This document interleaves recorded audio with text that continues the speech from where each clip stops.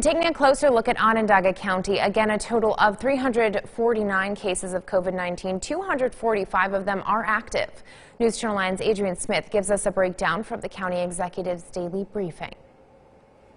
Nicole, it was actually earlier today before the briefing, Onondaga County reported its fourth COVID-19 related death. The county's health commissioner, Dr. Indu Gupta, confirms that the man was in his late 80s and hospitalized with significant underlying health conditions. It's important to note that all 4 people who have passed away from the virus in Onondaga County were elderly. Out of the 245 active cases of COVID-19, 29 of them are hospitalized. 14 of those patients are in critical condition. Each active case is being closely monitored by the county health department. This is a terrible disease.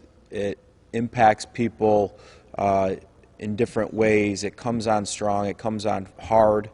A ruthless virus, but County Executive Ryan McMahon reminding everyone more than 100 people have already recovered from COVID-19 in Onondaga County. With more than 4,500 people tested for the virus, he describes testing as robust, but he's continuing to ask for everyone's patience and urging you to stay home if you're sick. We can't have cases where people are sick, they're worried about what's going to happen at work, they're fighting something off and going to work anyways. That cannot be the case.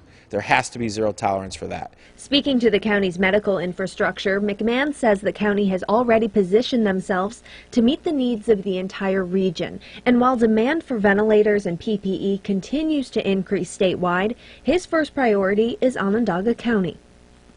If we have a ventilator not being used today, that doesn't mean it won't be being used next week. Let's do this in a planned fashion.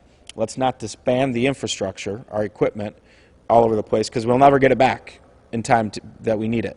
And a check does us no good.